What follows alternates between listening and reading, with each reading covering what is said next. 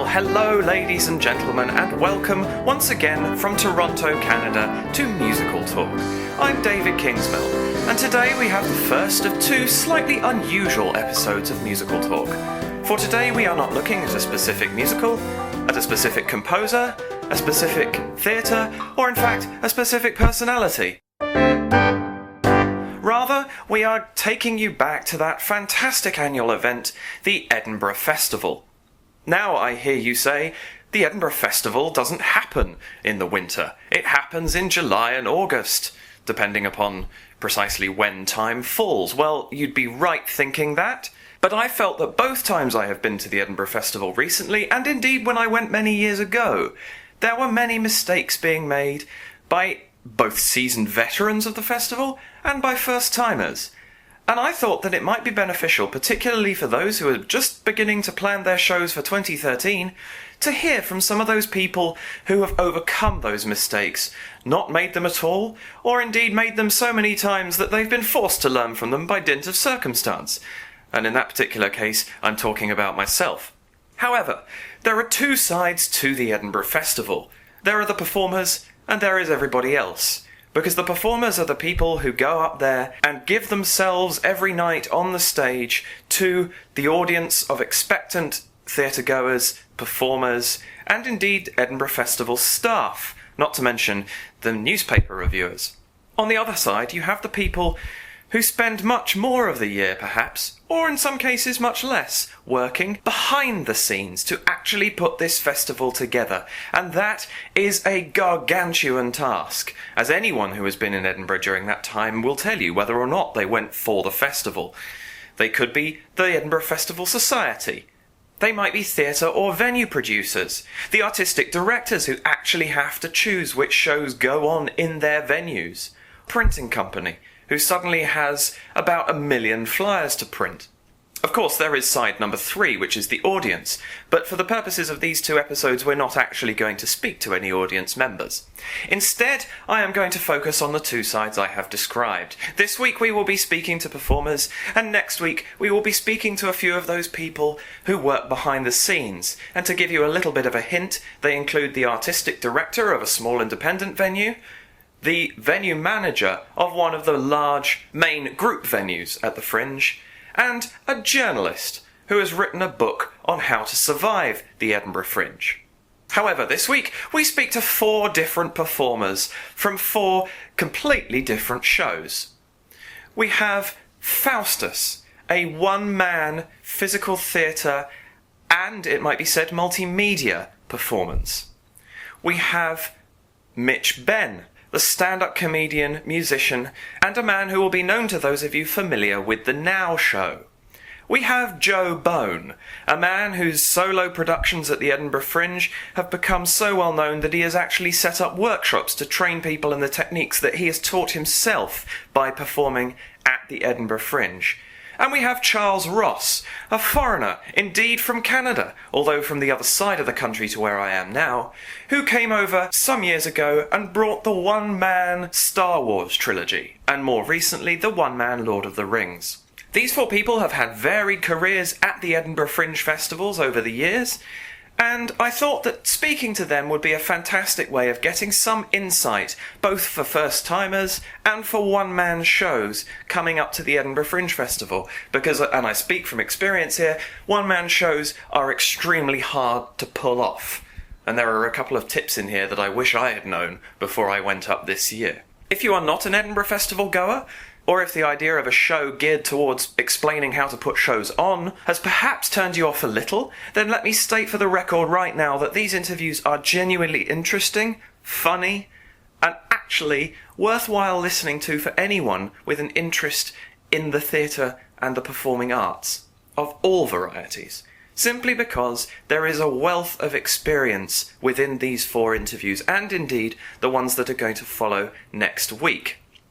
So without further ado, I shall leave you in the hands of Callum, the one-man performer who plays Faustus in his production, and JD, his director and also, as it happens, the venue manager of Sweet Venues. And at this point, I will say very little more throughout the course of the episode, but leave you to enjoy what I think are 4 very interesting and educational interviews.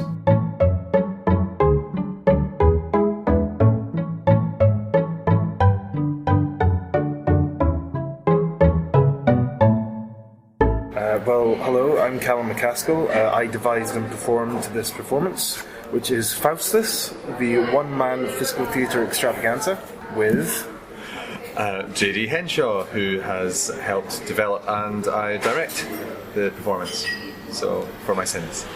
All 7 of them. Very good. Well, the first thing that actually is obvious about this when you're actually looking it up in the Fringe programme is the fact that you've spelt Faustus differently. Because it has a stroke in the title. What is the purpose to that? I'm just curious. This is sort of slightly unrelated to what we're going to talk about, but I am curious. Well, there was a long discussion when we were trying to work out what the name of the show was. A lot of heartache coming from my end. Yes. Yes, JD held my hand and helped me along with that.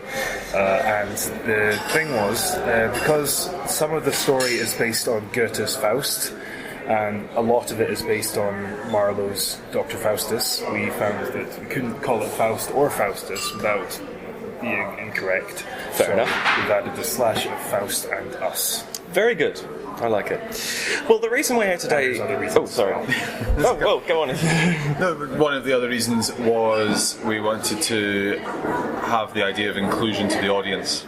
Okay. That they are very much in that room with John Faust as it all occurs.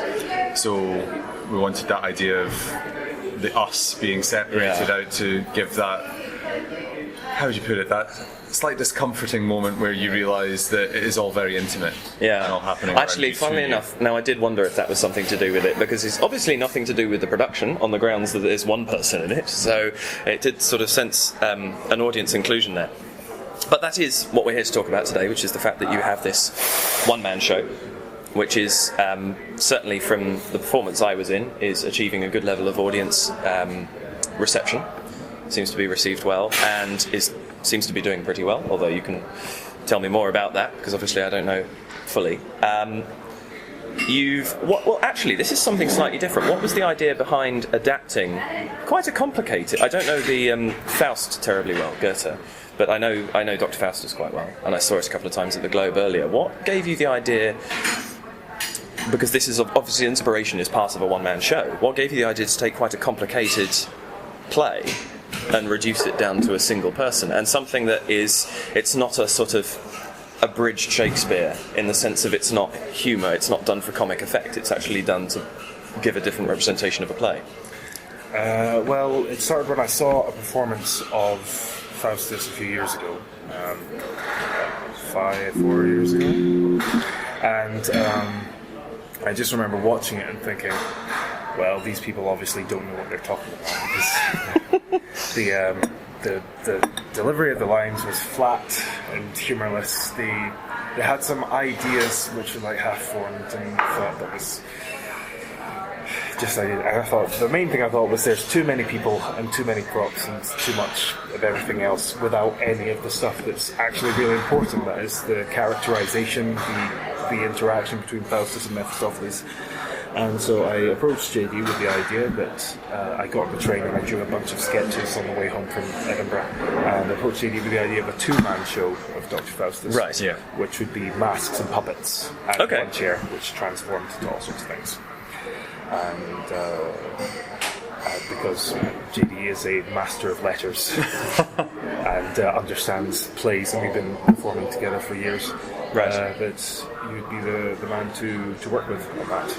And then it sort of sat in the back of both of our minds for a while, and then I performed in a physical theatre course for 9 months, which reawakened I had the idea of doing a scene where one man performed all 7 of the deadly sins from Faustus, and I didn't end up performing that piece at the end of my play, but that reawakened the idea of let's do the show with one man. And I also have a bachelor's in animation, very helpful, create all the projections. So we got back together, and the rest is history. Yeah, absolutely. I've been obsessed with Faust for years. I've toyed before with doing an adaptation of the text that sort of got aborted in itself, doing a full adaptation of it. and yeah, me and Callum have spoken about Faustus for years on and off. We went round and round that chair quite a lot with the two-man idea. The time was right, the idea was right, we were ready to do it, so we did it. Fair enough. I think it's one of the actual, you've hit one of the easy nails, or well, one of the harder nails to find, but one of the most effective nails on the head, which is actually finding something that adapts well. Because Absolutely. actually, I've been ever since I first saw it, I've been thinking of writing a musical of Faustus at some point, because it's something that translates very easily into other forms. It's a very cosmopolitan story. Transcends time and culture. Yes, Absolutely. And is, unfortunately, I suppose, still a valid moral story as well, because the sort of the themes that are covered in it, even if not in such an esoteric manner, are valid today. Absolutely. And I think that's a winner when you're devising any show, is to find something that is appropriate to your audience, because if people don't get the humour, it's outdated, it doesn't apply anymore, then it tends to become a problem. So there's challenge number one, is find something that obviously works. So you came up with the idea. You said, okay, we're going to do a one-man production, it's going to include some animation, it's going to include some physical theatre. What's the next process? Because obviously devising a one-man show is a naturally daunting task, because you have to make it captivating, you have to capture your audience with... I mean, okay, you have almost... The projection is almost a second person, because it's so evocative, and it's used very effectively. But you've got to think about this in a way that's saying there's going to be one man on a stage for 50 minutes, or however... Is it 50, I think? Yep, 50. Thereabouts. What's the process in saying, okay, how do we make this really grab people? I think it's unfettered madness that leads you along the road. I think in a lot of respects, in terms of process, it's in some respects almost as much about rejection as it is about creation. Yeah. I think it would be a very long conversation if we were both to go through each idea that we'd looked at to then say no to. Good ideas, great ideas. This show has has come out of a suitcase at one point during the performance, has had more prop, has had less prop, has had still some elements of puppetry involved in it, and even got to a point of partial rehearsal with some of those elements. Yeah. Absolutely. To then have both of us sit there and say, no, we have to reject this and strip it back down again. From our perspective, Callum spent a lot of time roughing it out. Here's where I want to go with the physical theatre. We discussed the text, we discussed the elements.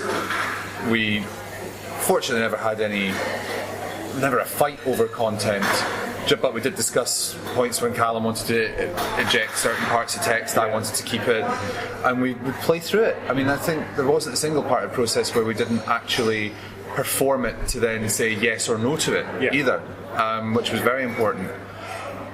Until eventually we had a show that we both enjoyed, if that's the correct term. We certainly both felt it was the right show. Because when it goes right, it's like flying through it. Sure. One thing changes to another, to another, to another, to another. It's a process, like you say, rejection. It's like carving a statue of an elephant. You start with a block of marble, knock everything off that isn't a statue of an elephant until you have a statue of an elephant. Fair enough. So that's what we had, and a lot of the stuff that took a lot of thinking over, are usually the things that got rejected. All right, we've got the suitcase and we can force everything inside it, and they think, well, how am I going to fold this up? And then it's like, well, so that's not going to happen. And then stuff where I'm trying on a jumper in a Primark changing room, and I suddenly have problems taking it off. And I go, oh, if I do this, it looks like a mouth in the thing. Right. And then that's where and then that gets put in the show. Yes, I think in some respects some of the more complicated ideas that are on stage are some of the things that were easiest to produce, because we came together, we did them, and we were happy. Yeah. And I think anything that we discussed for longer than an hour probably ended up cut. Yeah. Because there was a reason we were discussing it for an hour, which meant we weren't happy, we weren't comfortable. And if neither of us are happy or comfortable, then why is it in the show? Yeah. Understandable, and of course the one-man show has to flow. So, and actually, therein, funnily enough, it is a form of madness, I suppose, because to explain to the listeners who haven't seen the show necessarily, the mouth element that is being discussed here is a creation of it's one of the deadly sins, isn't it? Yes, it's part of the Combination. the combination of the deadly sins. Yeah. And it's a jumper half off, and Callum puts his hands through the head hole and essentially forms a mouth with his fingers forming the teeth. I think I prefer the term maw. More is good. More is good. And actually, funnily enough, that's one of the things I was thinking. How on earth did you come up with the idea for that? And it's purely by accident. Great. So accident is a good thing. Absolutely. I think accident, any production, no matter the scale, accident is essential, because you fall over an element that suddenly resolves a problem or creates an inspiration. Yeah. Never underestimate that slightly random factor. So you've developed all of these elements. You've gone through development. Now, actually, this is an interesting question. For a one-man show, now obviously you have the benefits of working in a team of two. You're not developing the show on your own. But obviously, Callum, you can only see things when you're actually doing them through JD's eyes. So did you film performances and watch them back? How did you... I was rehearsing a lot in Glasgow. JD lives in Dundee, I live in Glasgow. Right. So I had a space in Glasgow where I would just record myself on videotape, and then I'd watch back, and a lot of the time it was impractical to actually rehearse with JD. So I'd bring this video that we had recorded, and I'm watching it, and we'd sit there and watch the whole thing and say, yes, that works, that doesn't work, and we'd go through like that. So there was a lot of, and then we actually got to the stage where I was actually able to rehearse and perform in front of you. Difficult because there was such a big animation element that the animation wasn't used until the last few rehearsals, and the projection wasn't used until the tech the day before. Really? Yeah. Wow. We had to essentially rely on large screen televisions, Yes. which at least allowed us to get the sense of behind the performance. Yeah. Because whilst obviously elements of projection absolutely rely on being on Callum, the theory behind them still scanned for me to be able to watch the performance and cite it. So that was always good.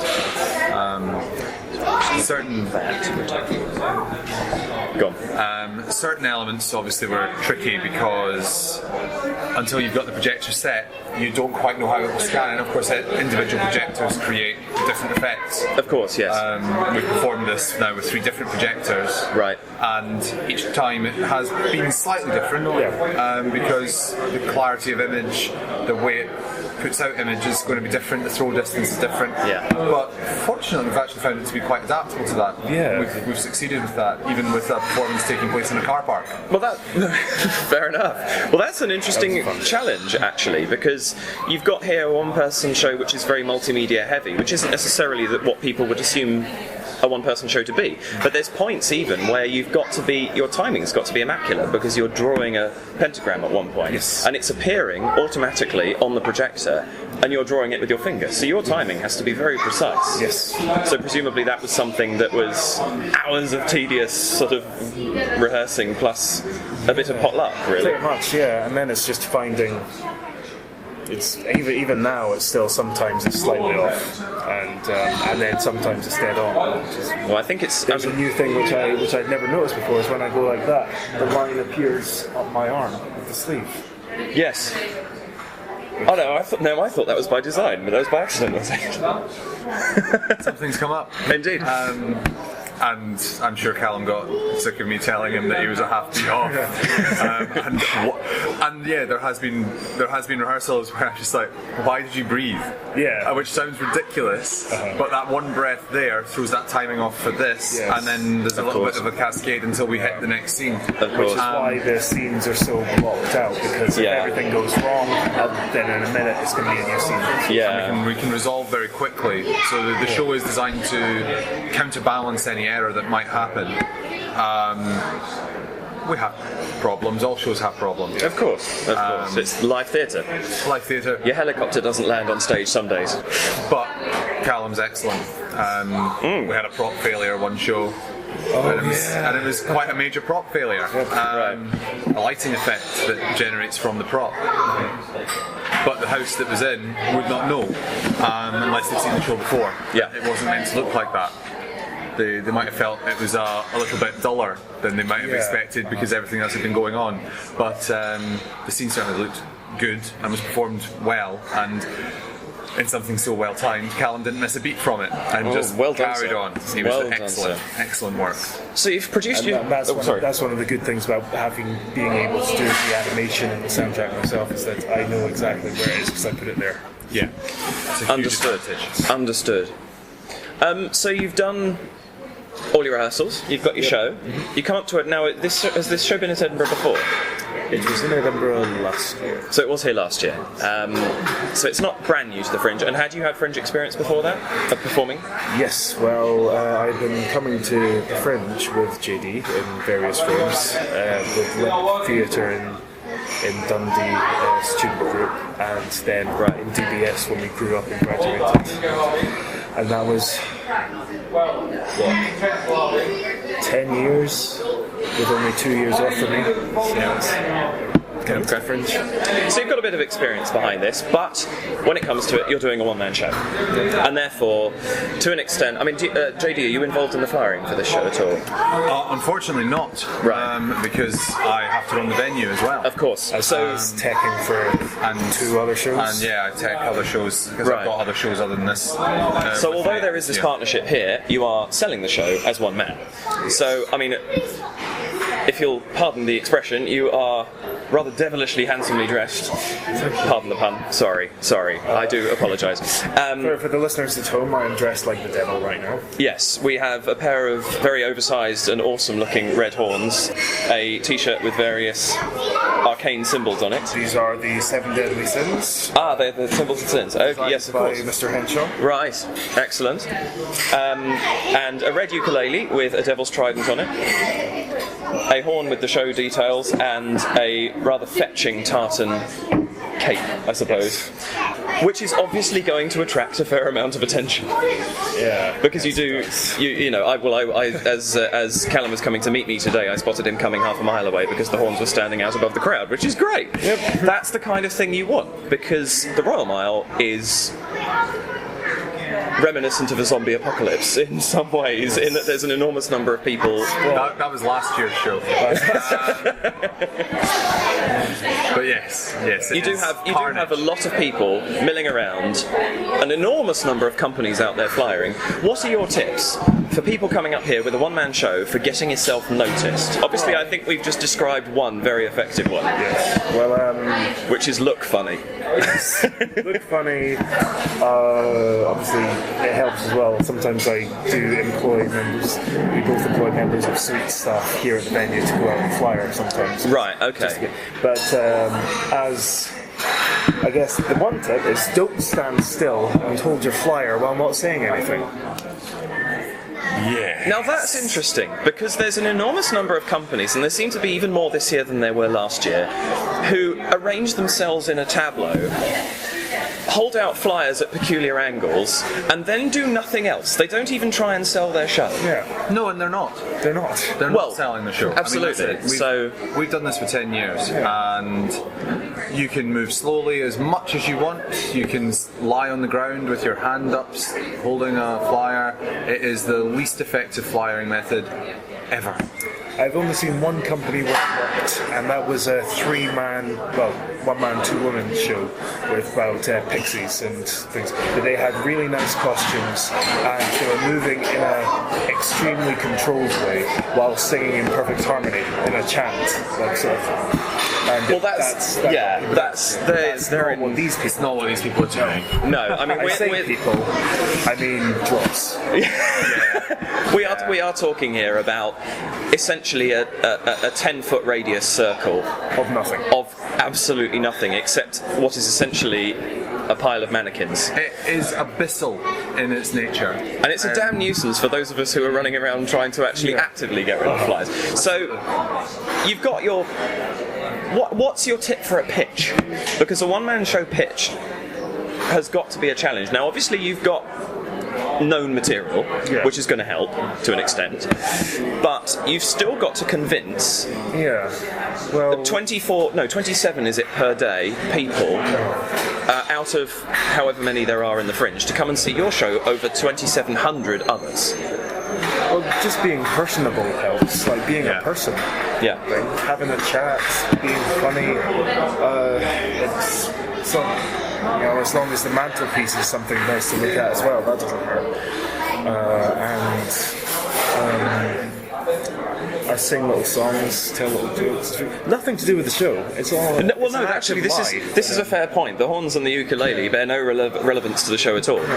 But But at the same time, it's what people like, and they'll come, and if I can get them to like me, then I'll get them to enjoy the show. I mean, I don't. If they come in not knowing, I mean, they might not know what it is, but they say, "Oh, I've met this guy. He's all right." I'm willing to watch him wrestle with his inner demons for 50 minutes. sure. And actually, bearing in mind what we might just said, that might jar some people who are thinking of this as an advertising tactic. Have you ever had somebody come up and complain, I suppose, About me lying to them. that what you are promoting, you are not promoting the show on the Fringe as the show is on the Mile, even as the show is represented No. in the show? No, it's not happened to me at all. My belief about advertising and flyering a show is quite simple. Some of it might sound like truisms. Apologies if it does, but there's a reason for cliches existing sometimes in the world. It's because they're right. We keep saying them over and over again. People should listen. Yeah. But you've got to know what your show is. You've got to love the show you're in. And you've got to just talk to people about it and about yourself and why you're there. As a one-man gig, yeah, it's tough. I do not envy Callum out there every day. We speak to each other every day about what's happening. Normally twice a day we'll have check-in. How's it going? How are you finding it? Because that's important, because you can't feel completely isolated. Nobody should ever be isolated out there, that's for sure. But ultimately, yeah, these people do have 3,000 shows to choose from. How do you make people pick yours? Well, by being probably one of the more human people out there and talking to them. Yeah. If you give two hoots about your show, they might give one, so that's fine. I always say if you get enough time to talk to someone and tell them 3 things about your show, they're more than halfway to having bought a ticket. Yeah, and that understood. only comes from being personable, sociable, and just taking the time to see how they're enjoying their Fringe as well. Yeah. And if it's a one-man show, you have to sell the one man. Yeah. That's yeah. it. Well said. Categorically. One more question, if I may, and then I'll just quickly ask you both your top tip. But the one question first, which is, Callum, obviously, how long do you spend out on the Mile a day? Roughly. That's not the question. For reference. I think I went out at, well, one day, for example, I went out at 11, half 11, and then I didn't come back in until 2 hours before the show, so that would have been 5, 6, 7 hours. So you're spending quite A working day. Yeah.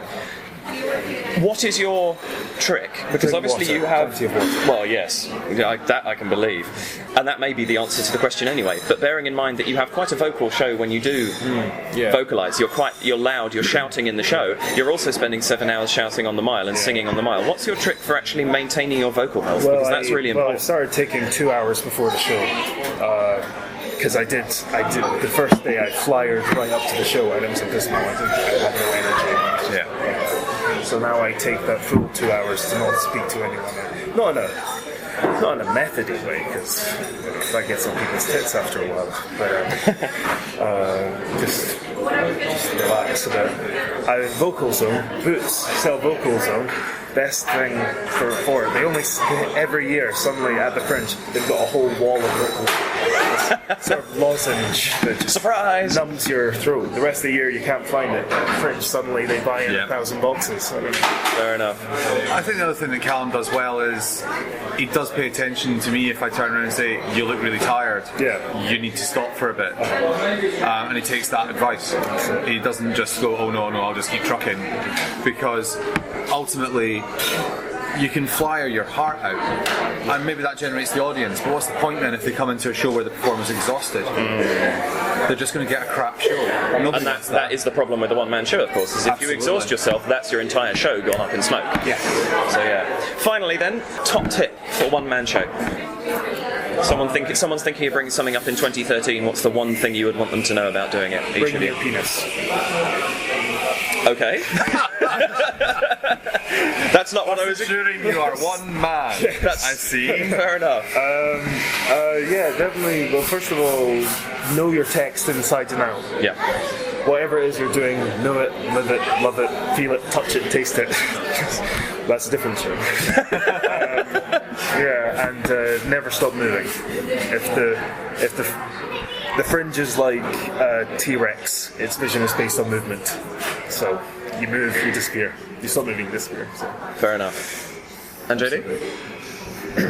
One tip for a one-man show. My word. Unfettered madness. No, wait, I already said that. Oh, no, one more tip. Have another man with you. Yes. Fair enough. I think that's actually a very good one. Honestly, my one tip for a one-man show, I think above, it's a piece of advice I give to any show, but above any other show, because the more people you've got, the more you can lean on them. As a one-man show, you have to be prepared. Do not come with a half-conceived show, the show that's doing all right in workshops. Don't bring that show. Bring the show that you have got ready and you can genuinely say, this is a good show. That is the tip for a successful one-man show. Absolutely. Come to the Fringe with that piece of work that you're working on, as long as you know that's what you're just doing. You're here to basically use it as a long workshop period. You're investing some money in that show to try and get some audience. But if you're here to really get bums on seats, get the reviews, and feel that it has been a successful time and a use of that one person's energy for 1 month at such a tremendous level, bring the show you're ready for. Because otherwise the audience aren't going to be ready for it. Brilliant. JD, Callum, thank you very much indeed. Thank you. Thank you. A quick note from me once again. I'm not going to say very much in this episode, as I have said, because I'm actually going to be putting my own 2 cents worth in during next week's episode. However, there was one thing I did feel I had to step in and say, following one of Callum's comments in that interview. Obviously, everything is down to opinion. There are a lot of conflicting opinions throughout this episode. One person will say to do one thing, and one person will say to do something else. However, as a musical director, I strongly counsel against the use of vocal zone, which Callum actually said he does use in the course of that. Indeed, any medication which actually anaesthetises the throat. It is everybody's worst nightmare at the Edinburgh Fringe that you come down with a cold or get a sore throat, and it is understandable that you seek any method possible to actually relieve that. The trouble with anaesthetic pills, or lozenges, is that you actually stop yourself being able to feel any further damage that you might be doing. And so you end up in this vicious cycle of actually hurting yourself more and therefore using more of the medication. There are several very, very effective alternatives available at Edinburgh, and I'm actually an example of how good they are myself. This past year, 2012, I actually lost my voice at the end of the first week of the Edinburgh Fringe Festival and was really struggling for week 2 and in fact part of the beginning of week 3. Largely due to the amount of hollering I was doing on the mile, which is what prompted that question to most of the people that I'm speaking to. However, what I found to use rather than vocal zone was a variety of different things, of varying effectiveness, but I wish to recommend them all. Fresh pineapple and echinacea are both readily available and both very, very effective. Echinacea more as a preventative, pineapple as a methods of keeping you going, but also as a bit of relief after, if you do find yourself with a sore throat. It must be fresh pineapple, I have to stress that, don't use tinned. I found it quite hard to come by in Edinburgh, but there is one supermarket, a Tesco I think, either on Nicholson or Clark Street, I can't remember quite how far down, but that does sell fresh pineapple. Please remember that because it's a useful thing to have nearby. Manuka honey, the traits of Manuka honey are well known as something to be taken to help you with your voice. Manuka honey and lemon indeed in hot water is fantastic. It's expensive, but the higher the positive value on a jar of Manuka honey, the better it is. So 15 plus active Manuka honey, fantastic stuff to have around. You may be spending £12-15 on a pot of it, but if you can keep that going throughout the Fringe, you may actually save yourself having to spend an awful lot more on alternatives. Potters make a fantastic honey and lemon pastel. You can pick Potters up in most pharmacies if you look around the throat lozenge section. They sell various things, some of which are lozenges, but these little chewy pastels are non-medicated, and they are really, really nice to be able to carry in your backpack or whatever, so that you have them readily to hand when needed. And finally, my big discovery of this year, which I found absolutely saved me. A company called the Ginger People make ginger chews, and they're just a chewy, almost toffee textured ginger, which you can buy at Holland & Barrett. And I actually walked into Holland & Barrett looking for help with my voice, and they said that people last year, 2011, had said that this was the thing to get, and it absolutely saved them. And I can say it absolutely saved me. I'd chew one about 5 minutes before I went on for a performance, warms the throat, and makes everything feel much more comfortable, which was no end of help, but it doesn't have the anaesthetic effect, obviously, because it is just natural ginger. There are 2 Holland & Barrett within Edinburgh, which I recommend people familiarise themselves with. There is one actually on Nicholson Street, and there is one on Rose Street, which is one of the little shopping alleys between George Street and Princes Street. So I'm going to shut up now and let you meet Charles Ross and get on with the next interview, but I did just feel that I wanted to put that out there, as it is something that I feel is a genuine problem for people up in Edinburgh, and I hope that some of those solutions might work for you. Onwards with the interviews. I am sitting here in Fringe Central with Charles Ross, who is the writer and performer of both the one-man Star Wars trilogy and the one-man Lord of the Rings, which I suspect has probably polarised our listeners immediately. But both are extremely successful shows. One-man Star Wars trilogy, I believe, came here in 2006, and one-man Lord of the Rings 3 years later in 2009. Have you been here every year since then? Not every year. I've taken a couple of years off. I think this is the 5th or 6th time I've been back. Right. Yeah. Which is nice though to take a year off. A little scary because you think, well, the way Edinburgh works is that if you're not there, you blow away with the wind. The nice thing about Star Wars and Lord of the Rings is that they do have some sort of shelf life to them. So sure. Taking time off has been good, actually. Good perspective, in fact. But this is the first year that you're actually doing, I believe, that you're doing both shows sort of in a cycle. So day on day, you're switching to a different show. It is the first time I've ever been able to do this, period. Full stop. I've wanted to do it this way since the beginning, but it's been difficult with Lord of the Rings and sort of Star Wars, the camps, Lucasfilm, and in some ways, it's like the powers that be in Middle Earth and the powers that be in Star Wars land are actually at war themselves. They're sort of competing franchises. Whereas with, the Fringe, in some ways it's kind of called a ceasefire. And they've now sort of said, all right, you can do it at Fringe. Right. So, yeah, it's exciting for me. And I think it's probably good for audiences, because if you separate yourself by an entire year, I do Star Wars one year and say, well, come back and see Lord of the Rings next year, I might lose some people in that. Whereas presenting them with Star Wars today and then Lord of the Rings tomorrow, people know exactly what they're going to get into, as long as they know Star Wars or as long as they know Lord of the Rings. But at least the style, the format, the way I perform, that's sort of the nicest forum to be able to introduce them to what I do and give them both shows, and it makes things interesting for me too. Yeah, but there's kind of 2 things that come out of literally that last couple of sentences there, which is that you actually said yourself just before we started recording that one of the reasons that these shows have succeeded is because of what they are. Absolutely. And the simple fact that you have 2 extraordinarily well-known franchises, which you can market off the back of their publicity, but also sure. What you have just said there about as long as you know.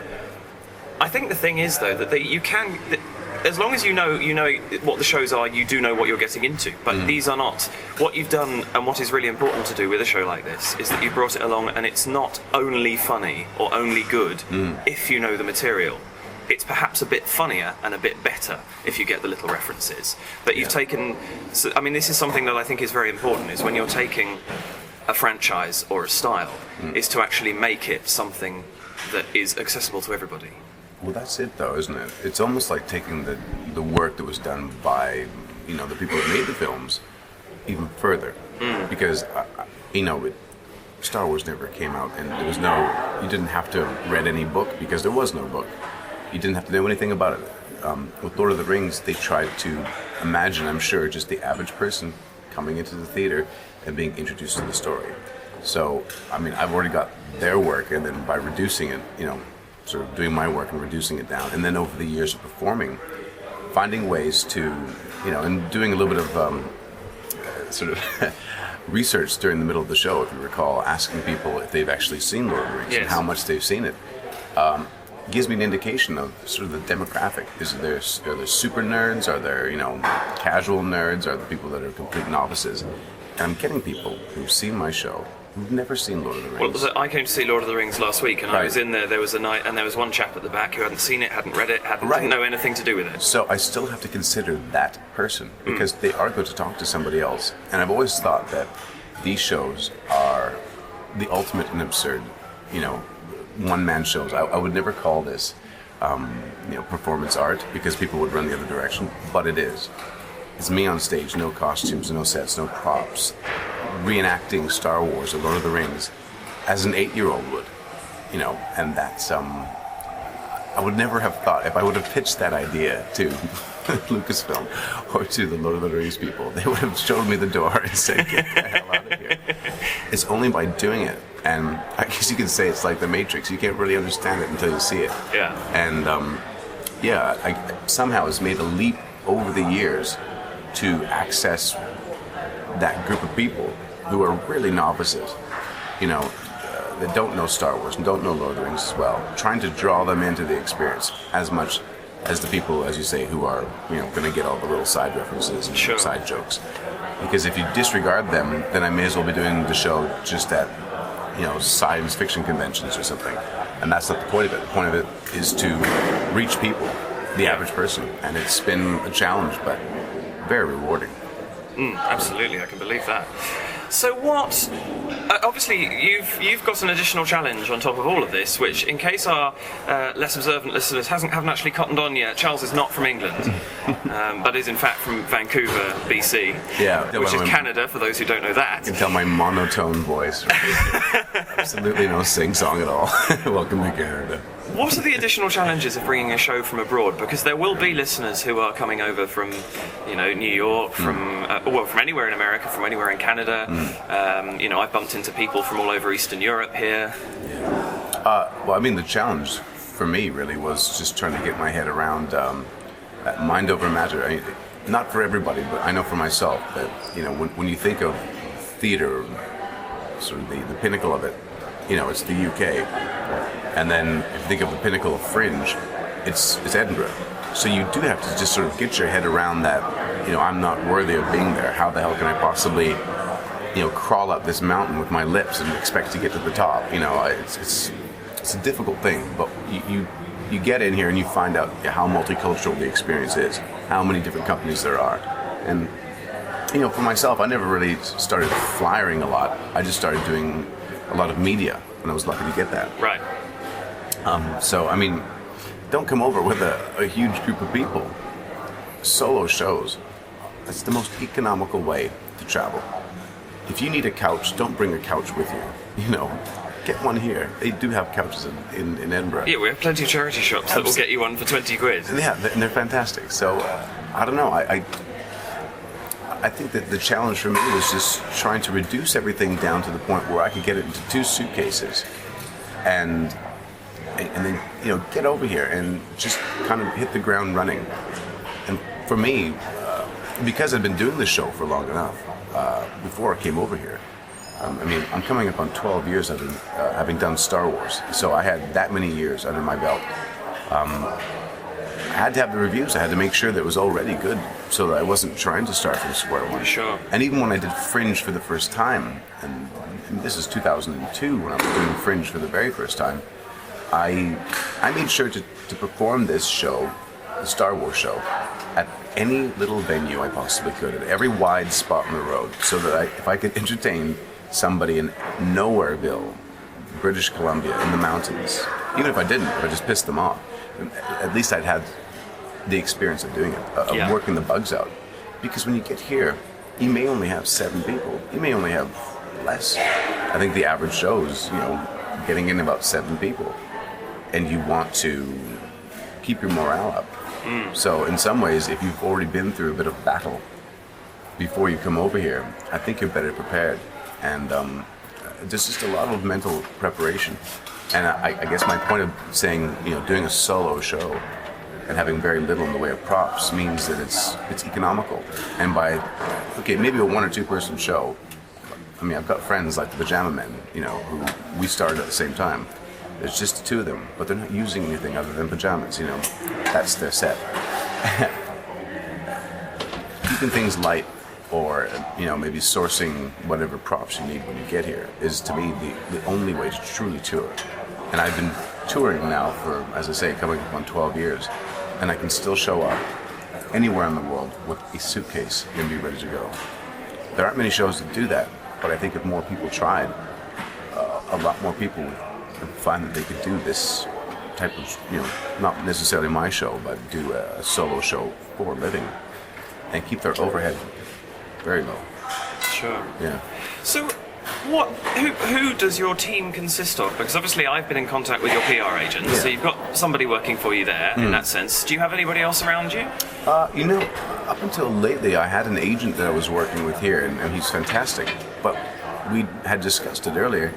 In some ways, coming here, an agent isn't necessary. Not entirely. I've got a manager at home. I've got an agent in New York. I've got a promoter in Australia, I should say, and another agency in Asia. And these are really just people that, in a sense, you network with. Come here. I mean, everybody's coming here for the Fringe. And when the Fringe is done, we've all gone back to our places. So suddenly I've got somebody who's in Singapore, who I was having a drink with, 2 weeks ago, is now in Singapore. And, we're keeping in touch that way. And that to me seems so bizarre. You don't necessarily come here intending for that to happen, but then again, it does happen. So I guess, I don't know, people come here working for themselves in a sense, and then they end up kind of working with you, not necessarily for you. And the team that I've built up over the years, and it is a team, including Val, was my PR agent. She's fantastic. We just never know where we're going to go to next. And we kind of are we're like the super friends, the superheroes in the halls of justice or League of Justice or whatever, where we put our heads together in superpowers and we just rise to the occasion as we need it. It's kind of a neat, organic experience. I guess the only other thing I brought over my lighting designer. He actually came over for free because he makes about $200,000 a year. Helpful. Yes, it's all right. Yeah, but I flew him over, and he just got the lights looking right for first show, second show, and then we were ready to go. And I mean, he stayed for about a week and flew home. Sometimes we bring a stage manager, but as you know, there's enough technicians here. You can't throw a rock 2 feet without hitting one. Very true. Yeah. So I guess that's the whole crew in a nutshell. Fair enough. Yeah. So if someone's coming up for the first time, either with a solo show or with a group, it doesn't particularly matter in this for this question. What would you advise that they hire anybody, or would you advise that they come up and tackle it themselves? And obviously, I appreciate there could be 2 answers there for solo and group. No, I think no matter what, you go get yourself a PR person. Number 1, because when you come up, and if you're relying upon the theaters, the companies, the big 5, to do that work for you, that's highly unreasonable, I think, to expect to get much. A PR person, especially someone like Val, will work and can work every single show, every single day, to look at the numbers in advance and try to work things and try to, find an angle to sell your show, so that you're not relying entirely upon, word of mouth and or handing out these handbills in the street. You look at the handbills in the street; they're like leaves on the ground. Yeah. And I mean, for myself, there's a certain swell of pride seeing my face having been run over about 17 times on the road. Interspersed with oily water. I'm like, that's success. That's great. That's where you end up. And morale can be so very difficult to keep up. If you have someone who's a PR person, who's is being paid to basically be your cheering, your cheering section, and talk to them in advance. Don't hire them 2 weeks before you come up here. Do some shopping. They are there. They're good people. And if there's someone like who I have working for me, Val, she only takes on something that she believes in. And sometimes it takes a bit of selling. I mean, it took me selling her in the beginning. But if I didn't have her, and I mean, I've worked with her now since 2006, and I wouldn't work with anyone else. I really don't think I would have been as lucky to get the connections that I have. Everyone else will fall into place. I really believe that. If you're looking for hangers-on, people that are willing to take you to the next level, they are here. But you don't need them. You just need a good damn show. Good accommodations is pretty damn important. And a good PR person. Fair enough. And what about, you said at the beginning that you've done a lot of media work, and a lot of, you actually rely less on obviously your posters are all over the place, but less on the postering and the flyering and more on the media. How do you go about approaching the media in the first place? Because that's something that it can be quite unnerving to people if they haven't done it before. Well, this is part of the whole key of having a PR person working for you, is that when somebody's gotten over the mental block of talking to the media, someone who's used to talking to the media, that's what they do. I mean, the media is a vacuum. They're wanting to fill space. It's just a matter of trying to jock yourself for position, or somebody to jock yourself for position, to find an angle to get in. I mean, for myself and for anybody that comes up here, your job will be to either talk to people or pose and look pretty, or do a little bit of your show. I mean, I found a little bit of my Star Wars show, which is about 2.5 minutes. It's the trash compactor scene. I wager I've done that thing 2,000 times over the years. Just that little bit, for television, for radio, for live stuff, because it's small and it fits in. And you never think about these things, but finding a little tiny clip, because 9 times out of 10, that's what they're going to want, is a little tiny clip. Unless it's print, and if it's print, then over time you'll find a couple interesting stories, or you'll have thought something through, so you don't end up like me and ramble on for 20 minutes about nothing. I don't know. I just think these things through a bit, that you may have to in fact encapsulate, your show in this little pill-sized form. Give us 2 minutes, come on, or tell us in 1 minute what your show's about. If you don't have that sort of, at least in your head in some way, you'll be rambling. You'll be sort of the seaside summarized Proust competition where you don't know what to say. It essentially comes down to, I suppose, as much as anything else, know your show back to front. Which actually, I feel, I don't know about you, I don't know how much time you spend wandering up and down the mile and getting flyered, but I've found even more, actually, I think, this year than last year, there are people who seem to be selling their show without really knowing it, or at least without knowing how to talk about it. Well, but you also get a lot of young people that are being paid to flyer. That's very true. And they've just got a stack, and they're trying to get rid of them. And there is no investment for them to sell it. But I think you're right. I mean, if you don't know your show and you're out there, you work up a pitch. And I mean, I've seen different people do different things, that are sometimes successful and sometimes aren't. And I mean, I've done, when I was in university, I had a job where I was doing cold calling for a telephone survey company. I was very good at it because it was like acting. You dealt with rejection very well because it was just part of what you do. Yeah. And the rejection, I don't want it, or someone just ignoring you to try to handle the thing. It doesn't matter. You're just trying to hit every 10 people, and then think about how many people out of every 100 you're actually going to get to be a bum in the seat. Yeah. And knowing your show, I mean, it's hard if it's a brand new piece to really know your show. And for me, I guess there was the luck of having had done my show for 5 years, sure, almost, before coming here. And I don't know. I guess you need to try to prepare yourself as much as possible, because you are the expert of the show. And if you can't sell it, it's difficult to anticipate somebody else to be able to sell it. Sure, understood. So Difficult thing to do, I know, but could you narrow down a single top tip for each of somebody coming up with a solo show and somebody coming up for the first time? Now, as a company, I think have a leader, follow that leader, and keep the peace. It's a long road. I've done large group shows in the Fringe, and we didn't nominate a leader, or we had a director. Our director was like our leader, but they never came on the tour with us. Yeah. So you just need to have a team captain and follow that lead. I think if there was really a top tip for a solo show is that find the balance between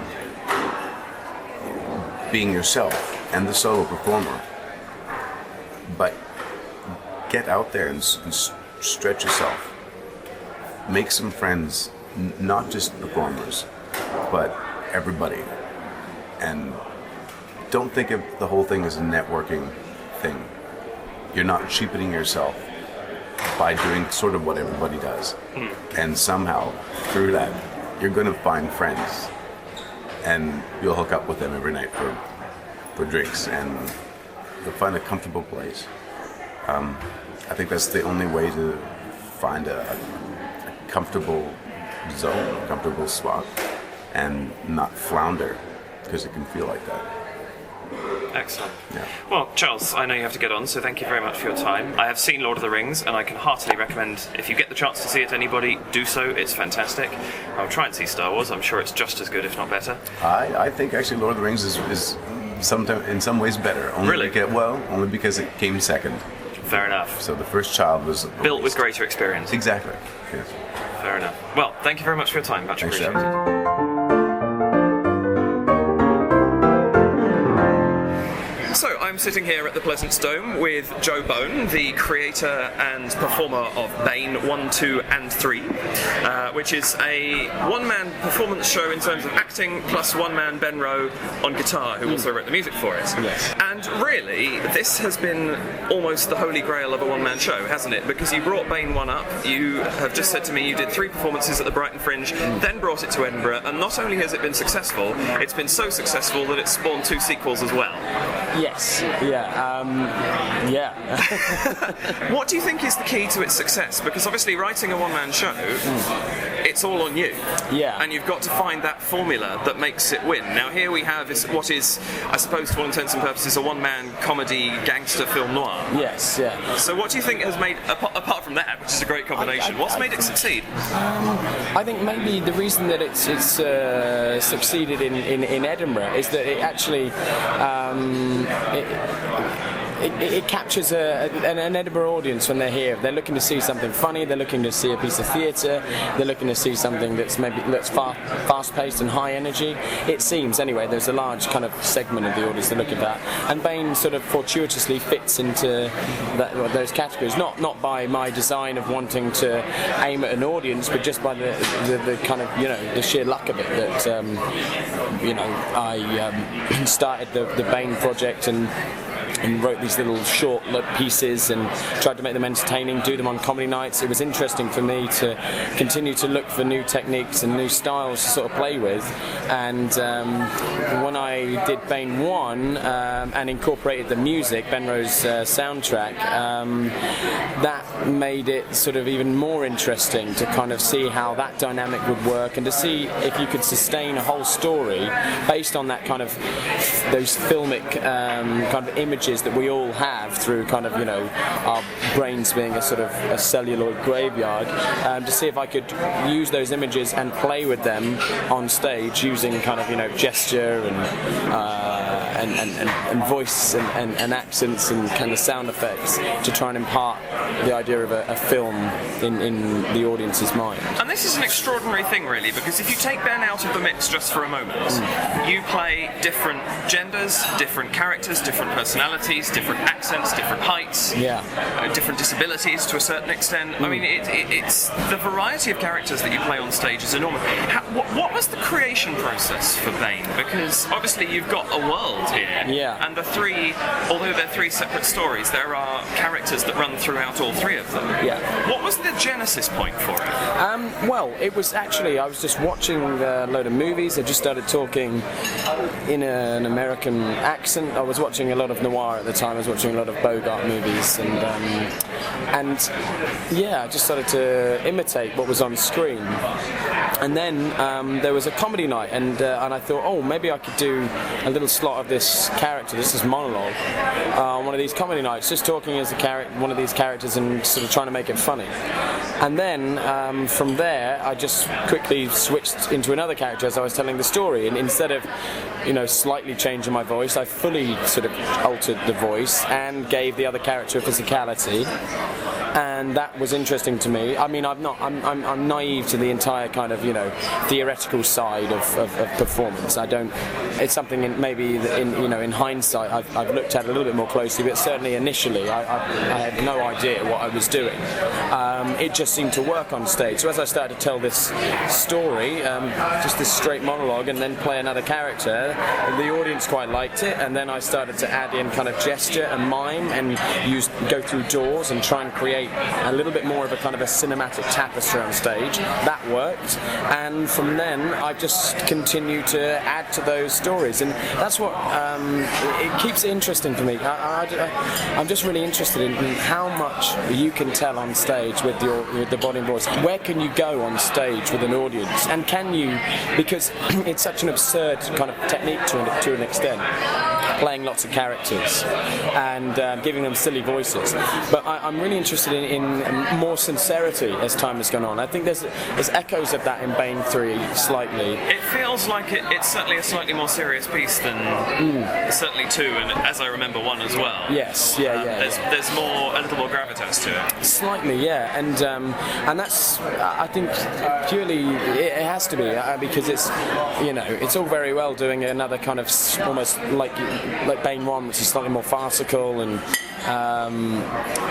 but what keeps it interesting for me, and I think because Ben contributes a lot to the writing side of things, is can you impart more emotion and more heart into the story, and more empathy for these characters, and more pathos. But sure.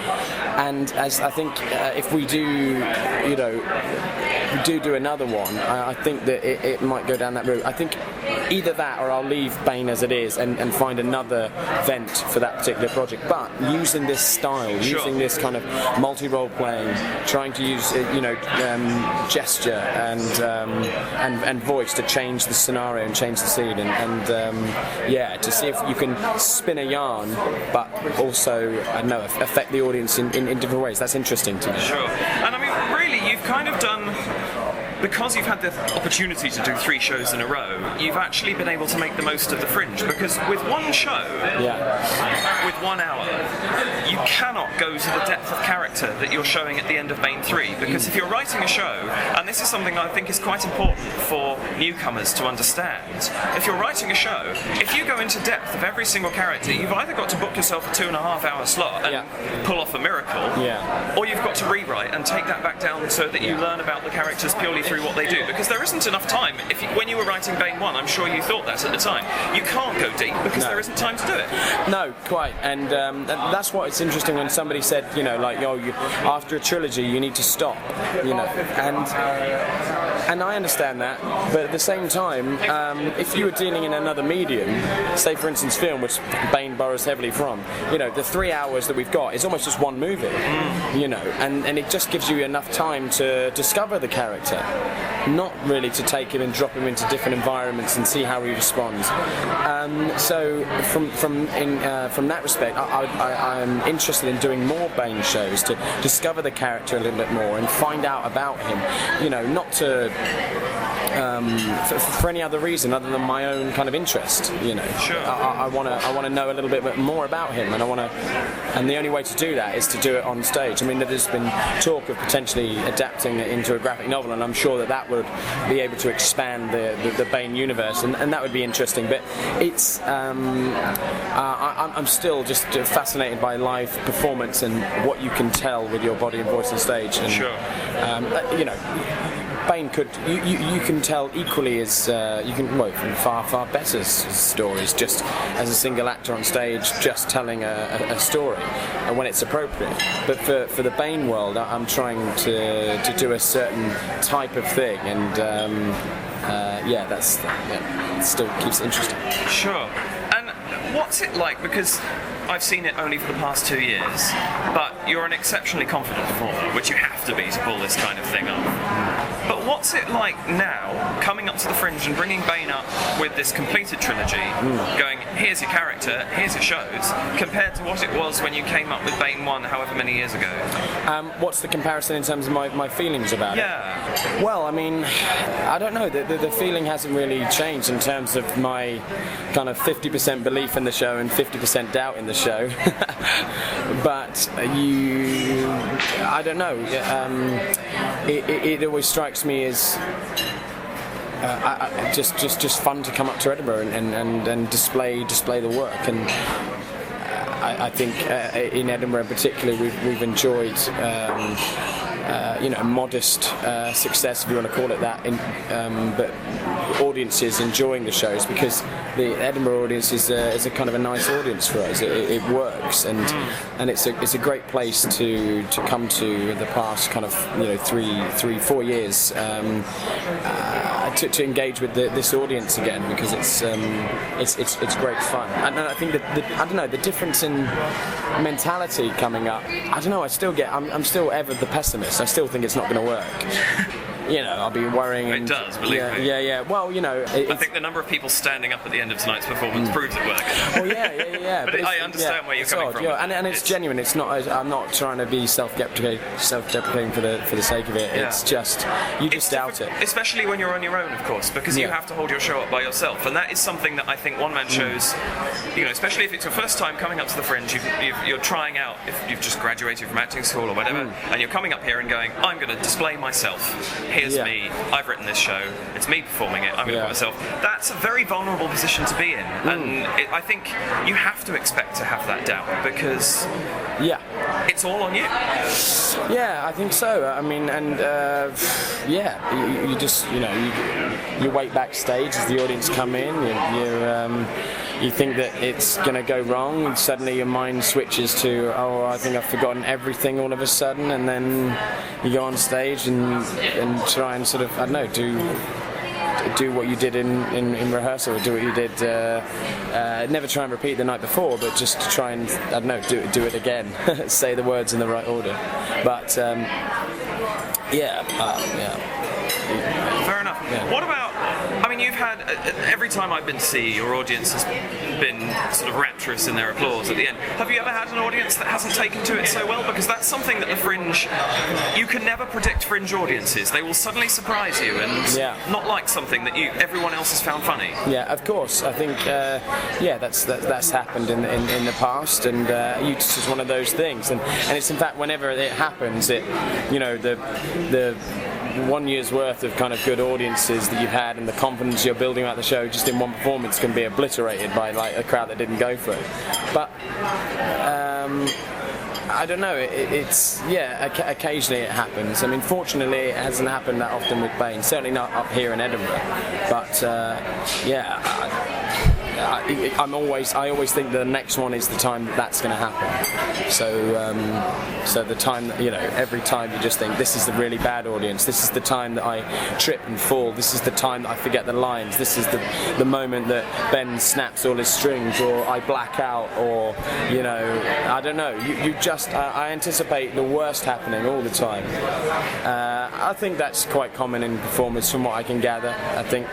Well, I certainly agree with you. Yeah, as a performer myself. How do you deal with it? What's your method for picking yourself up if you do have a bad audience, or if you do fall over or whatever? Because it can be a knock, especially up here. Yeah, absolutely. I don't really know. I don't know how I would deal with it. It hasn't happened that often.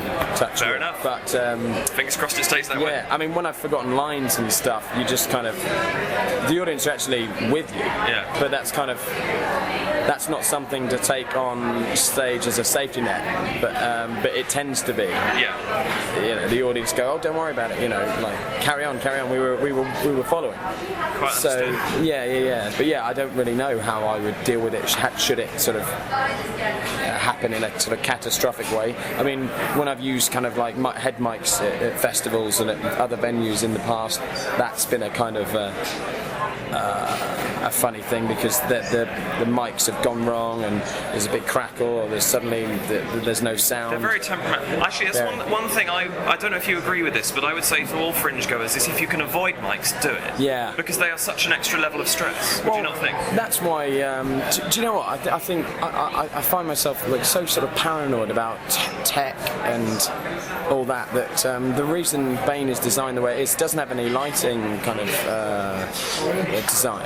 It doesn't have any, because in that there comes an immense sort of, I don't know, freedom on stage to do whatever we want as long as the lights are switched on. Yeah. Having said that, the longer sort of time goes on, the more I'd like to play around with lighting a little bit more and trust in technology, because originally I didn't even want Ben to have an amplification. I wanted him to use a kind of a resonator guitar, so it didn't even have a plug, so there was nothing. So it was just a guitar and a man doing this trying to sort of give you a film, albeit a kind of, you know, I guess a comedy movie in on stage. Sure. But you know, you've got to trust. Yeah. You got to trust jack leads and DI boxes and PA systems. But yeah, you know, I think if I would have the inclination in the future, I'd love to play around with the lighting of Bane and sort of see what can be done. You know. Yeah, absolutely. Now tell me, did you come up here with Bane 1 originally planning to tour it afterwards, or was it just an experiment? Because that's obviously something that some companies coming up for the first time, or coming up back again perhaps with a bigger and better show, will be thinking to themselves, around the time this episode goes out in November, how do we get this show seen by people? How do we make it have a life after the Fringe? Because obviously Bane has developed one.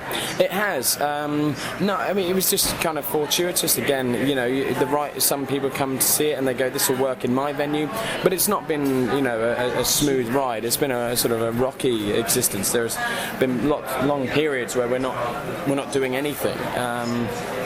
But as you kind of build momentum, and that momentum tends to build up to Edinburgh, if you want to go and have a sort of a life after. Of course, some companies don't. Some theatre companies say, no, we're not doing Edinburgh. It's a waste of time. We don't need it.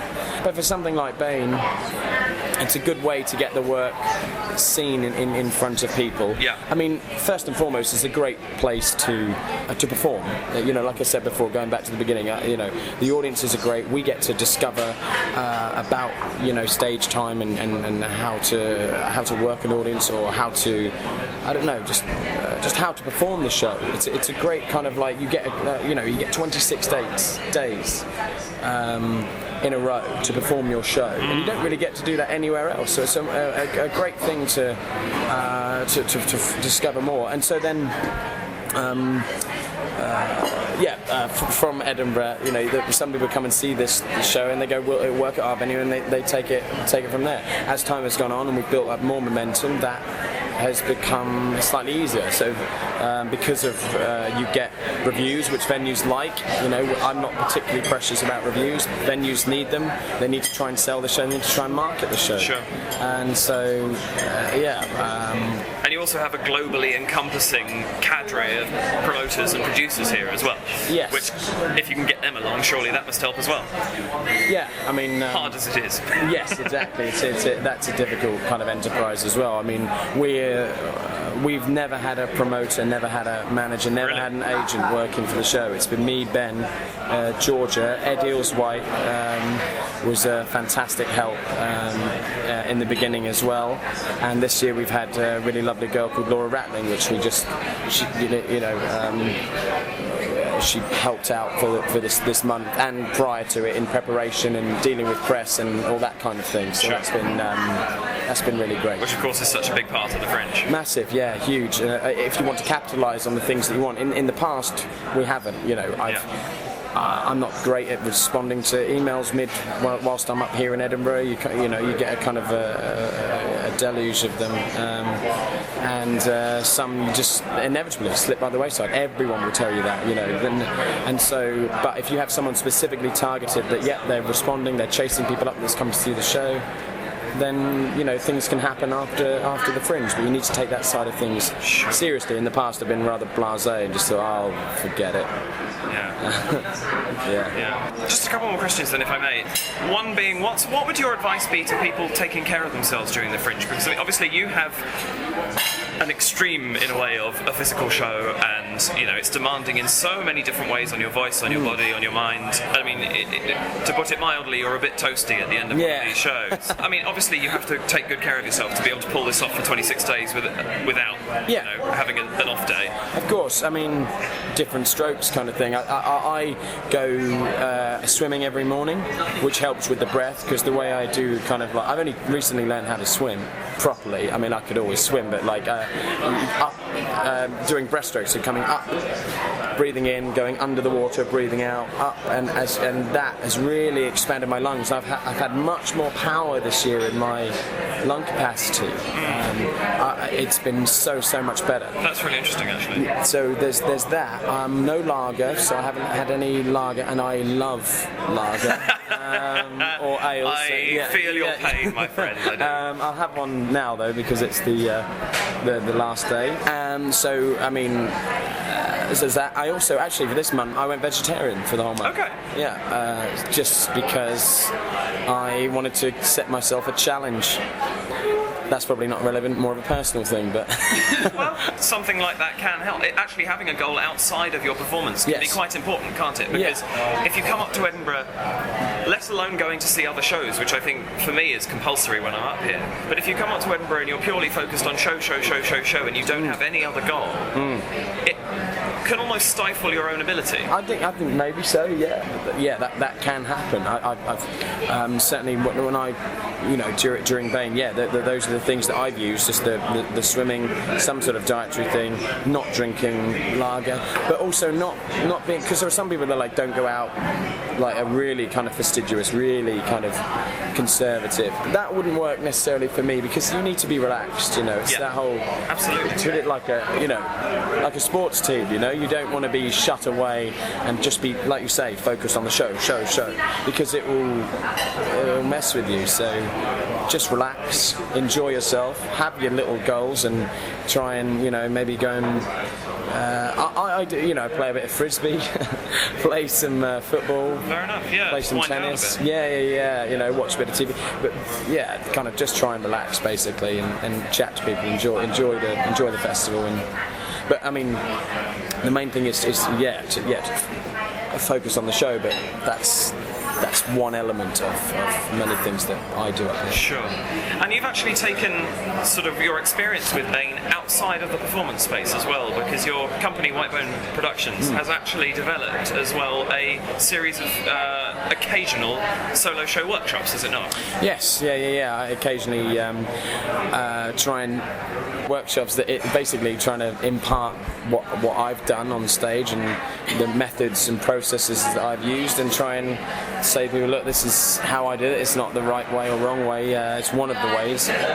Maybe try it and sort of, try and help people that are interested to, learn something.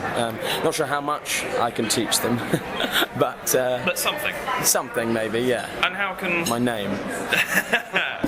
And how can listeners go about finding details if they want to look into that? It should be on website, so brucebain.com or whiteboneproductions.com. My email's on there. Drop me a line, and if you want any kind of workshop stuff, I can come and do that. Ben and I they've done that in schools before. Because to say again that, it's not just obviously me on stage. Ben is there, and he's a huge help, not just on stage, but dramaturgically in the writing process, and also just being a great friend up here. Sure. Someone that you can. Which actually cannot be underrated. Indeed. How important it is to have a support network up here. Absolutely, yeah. Because it can be a lonely place. So it can. It's that's a good thing. Lastly, then, if you could give one tip, both to, and it could be the same one, to a one-man show coming up to the Edinburgh Fringe, and also to a group coming up maybe for the very first time. Yeah. What would those tips be? I would probably say make sure your show is ready before you get to the Fringe, first and foremost. Try as much as you can not to be tweaking in the first few days. Don't use previews are previews, but use them more for tiny things if you're going to change anything. But try and get the majority of your stage work complete prior to the Fringe, because then you can really hit the ground running. And then if you are looking for reviewers to come in, they come in on the preview days while everyone is still refusing them or whatever. There's more of them about. That's one kind of thing if you want that. Another thing is I don't know, just be smart. Don't let someone book on the kind of business side of things. Don't book a massive room out. I speak to some companies and they've kind of got these kind of rooms for like $3,500, and they're like 4 bedrooms on Princess Street, and you think that's use your head. Go to some. We rent some student accommodation. It's really cheap. From Edinburgh University? No, not from the university actually. Just kind of like privately. Oh, all right. But there are kind of like Gumtree and things that you can go on websites. Yeah. And those kind of things. It is a university town though, so there's a lot of that both officially and unofficially. Indeed, and so you can find it, and that will lower your costs as well, because the outlay on Edinburgh can be huge. And also think about how you're going to get your audience in. Contact people up here, send as many emails as don't harass people, but make people aware of your work. But first and foremost, make sure that you're happy with the work before you come up here. And if you're happy and you believe in it and you want to say what you want to say on stage and want to do what you want to do, then Edinburgh can be a lovely experience. That would be my tip. Excellent. Well, there you have it, listeners. Bane may not be a musical theatre piece, but if you fancy a piece of extraordinary physical theatre, then I recommend you go and see it if it comes on near you. Mr. Joe Bone, thank you very much indeed. Oh, thank you very much for having me.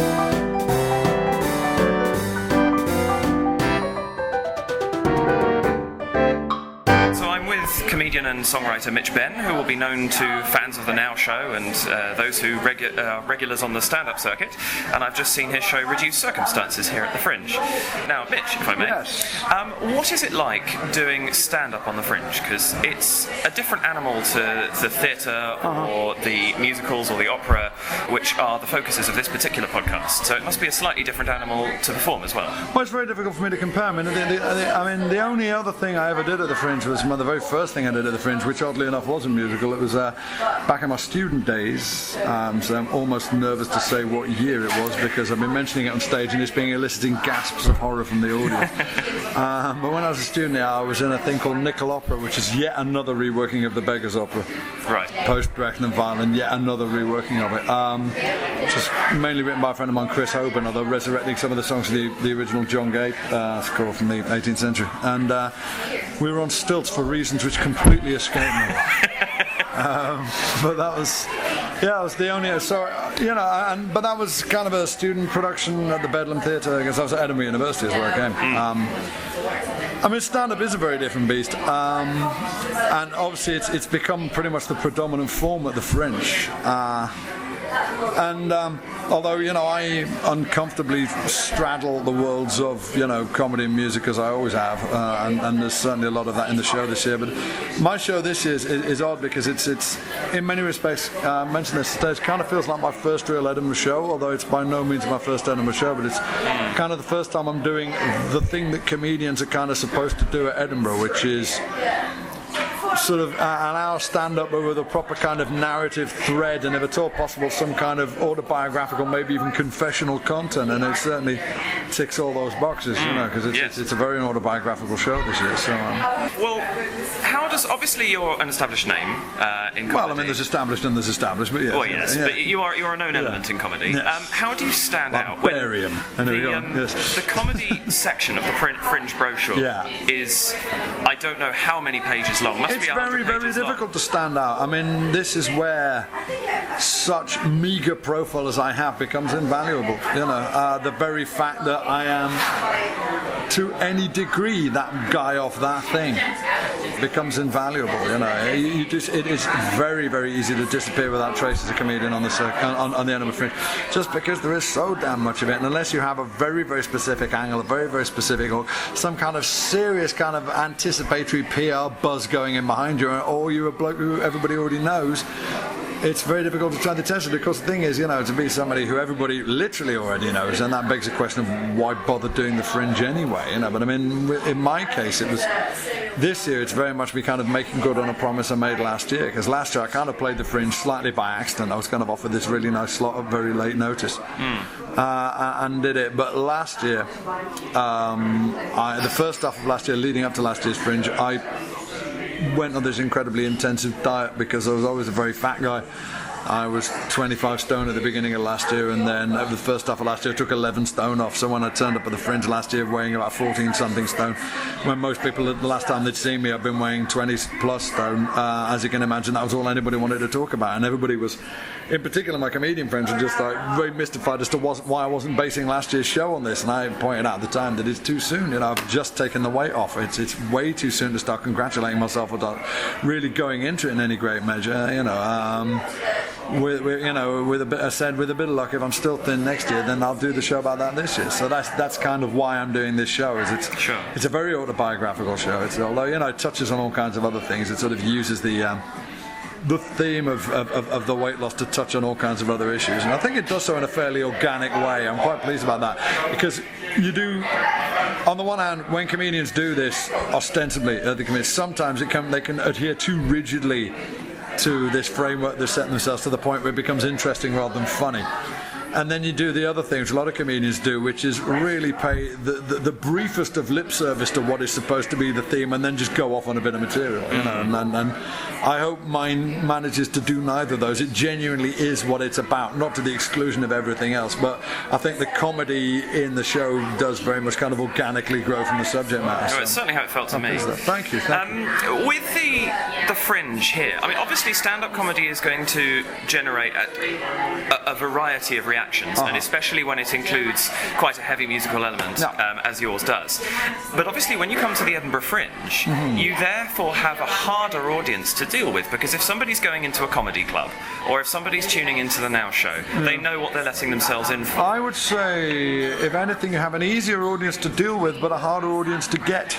Right. The difference between doing something like this and also when you tour under your own name, as I do occasionally, the difference between that and doing a comedy club is that it's far easier to get the audience into the comedy club. The promotion is the comedy club's own concern, and if the comedy club is established enough, like the comedy stores in London and Manchester, like the Glee in Birmingham, Cardiff, if it's a properly big established comedy club, it'll sell out on the weekend anyhow, irrespective of who's on. Sure. I might get people specifically turning up to see me, but not that many of them. It's just it fills up because it's one of the things to do on a Friday, Saturday night. So it's much easier to get the audience in, but they are much harder to entertain because they needn't be in any way interested in you. They then probably don't know who you are, because basically, you do discover quite soon on the circuit that, basically they've heard of Michael McIntyre and that's about it. Do you know what I mean? By and large. You do get students in the comedy circuit to know who's who and what's what, but by and large, if you're not on the telly every week, most people have no idea who you are. And also, they can react very badly to that. He's not on telly, he must be crap, okay, so you get that. And sometimes, if there's anything in particular that you do which kind of separates you from just being, standard issue white guy with microphone, like I've got the guitar. Now a lot of people just songs, I hate songs, and whereas the thing about the Fringe audience is it's much, much harder to get them in because the competition is so intense, as you point out. There's so much else going on. But the audience that you do get, even if they're not necessarily your greatest fans, they have to whatever extent made a conscious decision to come and see you. They are at least that much committed to being interested in you.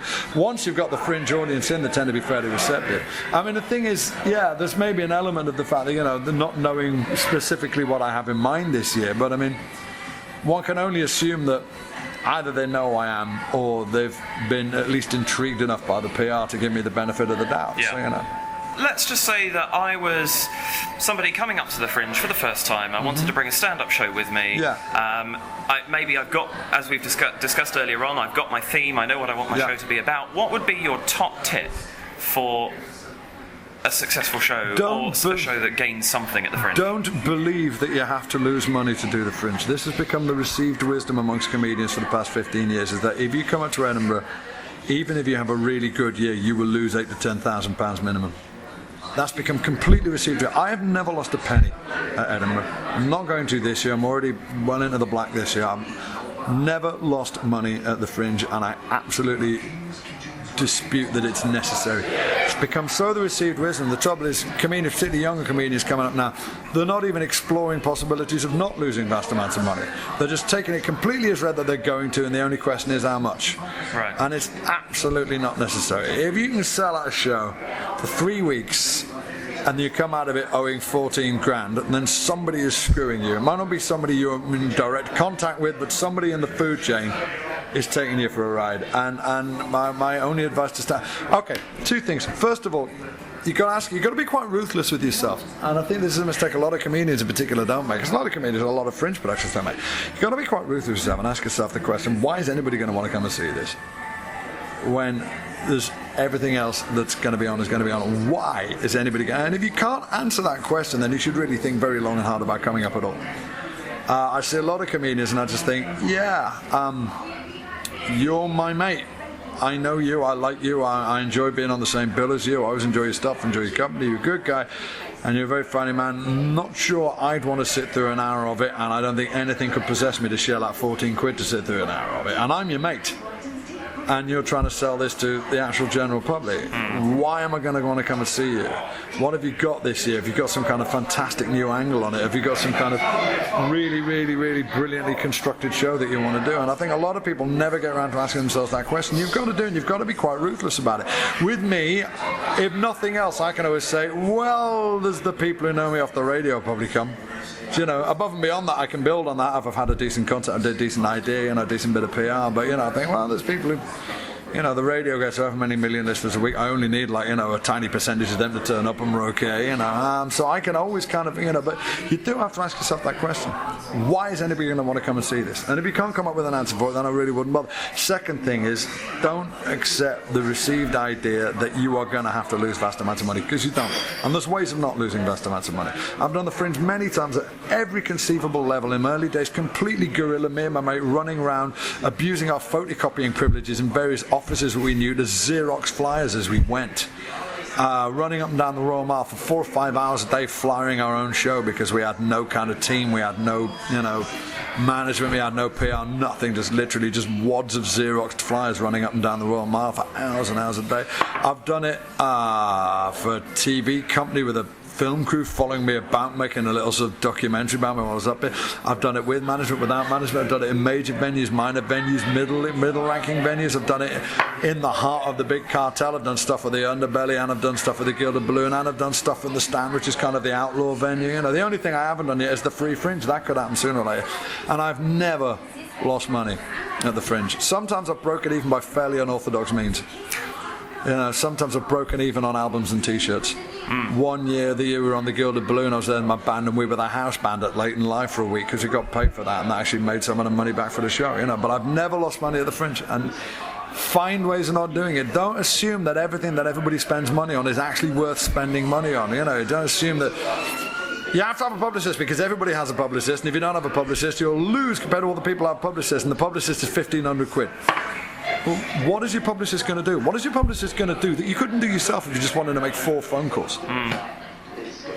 Do you know what I mean? And because then what you end up with the same publicist as another 25 acts, and they've got less time to spend on you than you would have time to spend on yourself if you just did it yourself, you know. So, and you've got to have posters the size of tennis courts stuck to the side of buildings. It's just like, I think those posters are just effing ridiculous. I think a poster the size of a tennis court stuck to the side of a building with a picture of a comedian that you've never heard of on it does not confer legitimacy. It screams desperation. If nothing else, it's like a massive admission that nobody knows who the hell you are. You know, you can get far more results out of just making, get the flyers printed and hawk them yourself on down the Royal Mile. If you were coming for the first time, you'll probably lay on flying people, but you've got to go and do it yourself as well.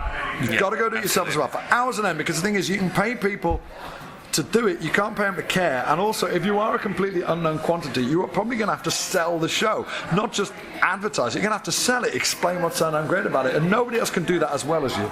No. So for the first few years to do the Fringe, you should do it yourself. I'm at a slightly awkward juncture right now where actually it would be counterproductive for me to do my own flying, and that's not just me being lazy. Because I'm at a kind of level above and below which it works. If you're brand new, you should definitely do flying for yourself. Yeah. If you're proper famous, for Al Murray to be handing out his own flyers, that would just be cute. That would be adorable. You know what I mean? If Al Murray spent all day walking up there, that'd be adorable if Al Murray did it. It wouldn't diminish him in the slightest. It would be so cute. I unfortunately am at the phase in between them where not many people actually know who I am, but I am still being kind of promoted as a big deal. And if I start walking up and down the Royal Mile, handing my own flyers out, I completely undermine that strategy. Do you know what I mean? Yeah. I completely kibosh that. It's just like, star of this, that, and the other who is wandering up and down the street with flyers in his hand begging you to come and see a show. You know what I mean? It's like, whereas if I was actually famous, if I was like, Harry Hill famous, then I could, it wouldn't in any way diminish me to do that. So I'm at that slightly awkward phase where I can't fly myself anymore. Who knows, in about 4 or 5, 6 years' time, maybe I will, but I think, let's be honest, I think I'm probably about as big as I'm getting, so in that respect anyway, so I don't think you're going to see me doing any flying in the immediate future. I'd like to. I enjoyed flying. I'm one of the few people who did, but then I'm pretty brazen about this kind of thing, as you saw with me flogging the merch at the end of it. I've got a fairly thick brass neck as regards myself. I've got no problem tarting myself out for a bit of pit. I don't work on the principle that I put all the time and effort into doing the things that I do and then decide I'm too cool to tell anybody I've done them. Yeah. I think that's just crazy. And I think what you will find is a lot of the people who give it the whole, I like to let my work, speak for itself, are generally employing whole companies of people to make sure their work speaks for itself. You know what I mean? Yes. So I've never been afraid to do that kind of thing. Fair enough. Yeah. Well, last question then, which Go ahead. is, obviously at some point in time, I don't know whether this is something you've experienced, but most shows at the Edinburgh Fringe will get a not so great review. And for a first timer or for someone who's kind of new to the whole thing, that can be quite Sure. cutting. What's your advice for I've dealing never with? had a bad review. I've had sort of lukewarm reviews. I've had a couple of reviews at the beginning of this, and particularly the one I had, the Scotsman from Copstick, I thought was very fair. It was only 3 stars, but it was very fair because the show took 3 days to come together. Once I got it, I previewed the bejesus of it up and down the country, but it really still only came together from show 3 once it was there. Because one of the things you discover about previewing shows, it's a good idea to preview the show, to run it in as much as possible, but it only really tells you so much. Because at the end of the day, most previews are slotted into club schedules, and it goes back to what we were talking about earlier on. How, particularly when you're doing a show in the afternoon like I am, how a bunch of people who don't know you are, with 4 beers inside them, respond to a bit of material at 9:30 in the evening. It tells you very little about how half a dozen of your greatest fans who are stone cold sober are going to treat it at 3 o'clock in the afternoon. Such a different environment. So if I'm honest, my show this year, it's tightened up a lot since then, but all the only component parts only really fell into place on show 3, and Copstick came to see show 2. And she said in the review, she was very fair, she said, this will be great when it comes together, but it hasn't yet. So I actually didn't have a problem with that. If I felt, there's been times where I felt reviewers haven't got it. But in this year, pretty much all of them have. I mean, I don't know, you've got to be thick-skinned about this because... okay, it's maybe a slightly different order of magnitude when you get slated off by somebody who's supposed to be a professional viewer in some kind of major outlet like a newspaper or a major online site or something. But if you're going to do this is the advent of the internet, you're going to cop for a lot of flack from people, hiding in their spare rooms with their laptops who think they know everything about everything, because you've done the thing that they never do, which is stick their head above the battlements. Absolutely. You know, and if you're gonna put yourself on display, if you were gonna do this, then you got to be ready for a fair amount of rubbish being thrown your way. So because not everyone's as reasonable as. No, everybody is, you know, and also because, you know, some of them are just, you know, some of them just don't get it, and that's the thing, you know. I mean, I've had good reviews which have annoyed me because they didn't get it. Yeah. I would far rather somebody got it and went, nah, they said, well, this is great, when they plainly haven't actually understood what I'm trying to do, you know what I mean? And I've had that before now. I mean, you do get weird things in reviews. Like, I mean, one of the things I've had in a couple of reviews this year is people saying, yeah, Mitch Benn, he's quite political, but he just preaches to the choir. And it's just like, well, I do my show to whoever turns up. Yeah, there's a fair bit of sort of liberal politics in my show, and I've no doubt that most of my audience probably agrees with it. But what, am I supposed to not let them in? Am I supposed to like have a sign on the door saying, I'm only letting fascists in this year? Only people I can offend and change the minds of. Or when I realise that I've got a bunch of liberals and I think, oh no, the liberals turned up, now I have to be racist. You know what I mean? It's like, you know, how is that an objection? How is that a valid objection? But I've had that in 2 reviews this year. I just preaches to the converted. Well, yeah, that's because the converted showed up. Yeah. You know, really. I only have the converted in. You know, I can't not let liberals into my show because they're not going to be challenged by the political content. That's such a weird thing to say. Absolutely. And I remember in a couple of years, I had somebody saying, you know, well, he doesn't seem to be particularly challenged by what he does. What, you mean I'm good at it? You mean I'm good at what I do? That's a bad thing. Oh, so should I just do stuff that I'm crap at then? How about juggling? I suck at juggling. How about that? How about charge people 12 quid to spend an hour watching me drop things and apologise? How about that? You know, weird objections you get. But, you know. Yes. You do get a lot of peculiarities up here. Yeah. But your audience is who you get. Yeah, exactly. You get who you get, and if you get them, you're happy because you have one. Exactly, absolutely. And one of the things is particularly. I do have the most bizarre demographic. I mean, you saw the age engineer today. The youngest audience member was 11 and the oldest was 70-something, and I love that. Yeah. I love the fact that I get this bizarre bloody demographic in, because the thing is, I do a lot of different things and they all feed into it in different ways. So, for example, I'm on Radio 4, I'm on Before the Archers. That communicates with a certain kind of person, let's be honest. Indeed. But by the same token, I spend most of the summer traipsing up and down the country playing rock festivals. You know, I'm not doing many this year because Edinburgh buries Leeds and Reading and there wasn't a Glastonbury, but I always do Glastonbury. And for example, when I'm touring with my band, I'll get the most bewildering mix of people coming in. I'll bet, you know, so respectable middle-aged couples who know me because I'm on Before the Archers. Then I get a bunch of goths who are waiting for Chemical Romance to come on the main stage at Leeds one year, wandered into the Comedy Centre, bought the record and been following me about ever since, you know. And I'm literally the only person I know who gets teenagers, and with the possible exception of Paul McCartney, I'm the only person I know who gets teenagers turning up with their parents. And I love that. You have no idea how happy that makes me. I think it's great. Yeah, and sometimes get talking about to discover they discovered me independently of each other, which is great, you know. Yeah. So I've never understood this whole, particularly from live performances, suicidal, this idea of having this sort of demographically focused, focus group led, target audience led. It's BS, because the thing is, if you target your audience, you patronise them. You patronise them immediately. You said, yes, I know all about you, I know the kind of things you will like, here is a thing you will like. And if they don't go for it, either because they're picking up on what a condescending git you're being, or just because they don't go for whatever other reason, you've already told everybody else to go away. Yeah. Move along, this isn't for you. This is for the 18s to 25s. You won't get this, you won't like it, move along. You know what I mean? Come along, 18, you know, it really is just a crazy way of doing things. And the only thing which makes any sense is to do stuff which you think is good and hope that other people agree with you. That's the only, and I would say that applies to music, I would say that applies to filming, I would say that applies to art in any kind. The only thing which makes any sense is to do the stuff that means something to you, because at least if it means something to you, it's already meant something to somebody. Exactly, yeah. I've heard that before, and I think that makes a huge amount of sense. It's meant something to somebody, which makes it exponentially more likely that it will mean something to somebody else. And it means you don't end up with a show, which I did see at one point this year. I did actually go and see a show which actually seemed apologetic in its delivery, because I don't don't even know why, but it stood out as Was being... that a stand-up show? Was that a theatre piece? That was a theatre piece, actually. Oh, well, that's weird, because stand-up shows sometimes you get that mock apologetic thing. The people's shtick is just the kind of, oh, sorry, I'm a bit rubbish. You know what I mean? And that's something that is a lot of people, particularly musical comics, actually, have this, oh, I'm a bit rubbish. You know what I mean?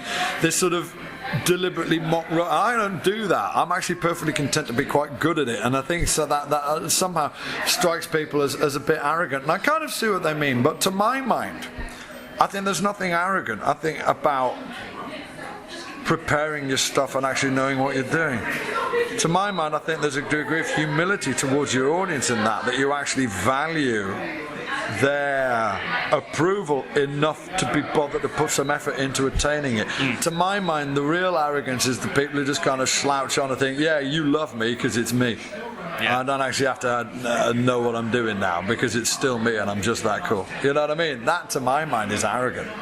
I mean, because you get a lot of people who fake that. You get a lot of people who fake not knowing what they're doing. And again, if that's your shtick, that's your shtick. But so oddly, I've always thought I've got more in common with a sort of intermediate generation. I think I'm a bit more like the more than any sort of movement that's come along since the. Still call it the alternative comedy movement for coming around since the 70s. I think I'm more like the mid-70s ex-folkies. I think I'm a bit more like them. They're quite an important intermediate generation, I think, while not necessarily having that much in common with the alternative boys. I think they didn't very much pave the way for them. I think if you'd gone straight from Jimmy Tarbuck to Alexi Sale, nobody would have known what the hell they were looking at with Alexi Sale. But because you'd had Billy Connolly, do you see what I mean? Yeah, fair enough. That makes a lot of sense. Because you'd had Billy Connolly, I think people could just about get their heads around Alexi when Alexi turned up. You know what I mean? If you'd gone straight from, old school velvet jacket, nothing about the Queen, to just just frothing invective. I hadn't thought of that before, but that makes an awful lot of sense. Yeah, I think this is something I may well write a treatise on one day. The weird sort of analogous relationship between the various movements in music and comedy. I was having a conversation about this the other day with Matt Kirshen, who's a British comic who got out the finals of Last Comic Standing. He spends a lot of time in the States now, trying to work out why American observational comedy is so much more laid back than British observational comedy. He says because it came out of the early 60s and it's basically jazz. Whereas British comedy didn't develop an observational trait really until alternative. So British observational comedy is basically punk. And he was saying, and I think, yeah, you're right there, because I think alternative comedy was at least as much an offshoot of punk music as it was an offshoot of any kind of comedy tradition, And I think that really kind of intriguing. American confessional observational stand-up was at least as much an offshoot of jazz as it was of any other kind of spoken word form, It's very interesting. Yeah, I think, I may write a treatise about this one day, Okay. How it all ties in with musical theatre, I couldn't really tell you. Musical theatre is something I would really like to get into, actually, because I think it's something which... I think it's a field in which my track record might not be held against me. I have a couple of pet projects, but it's a question of knowing how the hell to pursue them, And I can't even say what it was because it may yet happen, but a book written by a friend of mine. There was a thus far stalled project to turn that into a Broadway musical a couple of years ago, and I actually wrote like a whole bunch of demo. I got down to the shortlist to write, and I wrote like a bunch of demo songs for it. And nothing's happening with it yet, but that may yet happen one day. And I've got a couple of pet projects of things I'd really like to adapt, but it's a question of finding out who's got the rights to them and everything. Well, this is true. Well, there you go, listeners. Keep an ear out for a Mitch Benn musical theatre show possibly in the future. I will be plugging it like crazy if it happens. Don't you worry. Excellent. Well, I look forward to it if it does. Mitch Ben, if anybody gets the chance to go and see this man, go and see this man. He's very funny, and you will have a fantastic hour. MitchBenn.com, or follow me on Twitter. That's actually the best way. I'm never off Twitter. Easy as. Yeah. Well, thank you very much, sir. Thank you, David. Thank you. Well, there you have it. 4 completely different interviews from 4 completely different men with 4 completely different sets of experiences. But I think all equally valid for the Edinburgh Festival, and I hope that some of that has given you some food for thought about what it's like to be up there, whether you've been before, or whether you're preparing to go for the first time, or indeed, whether you're just sitting at home and wondering what this whole Edinburgh Festival thing is all about. Join me again next week when I introduce more people to the stand to talk about what it's like to be up there, but from the other side of the organisational curtain, so to speak.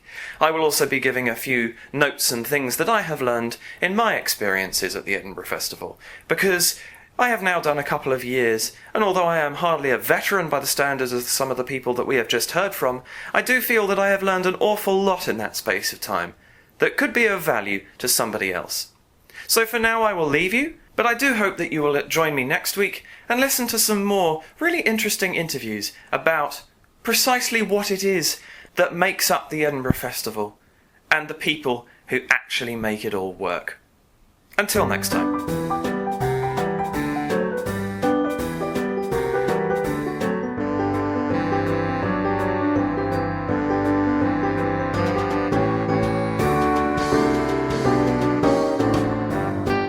This episode of Musical Talk recorded and edited by David Kingsmill.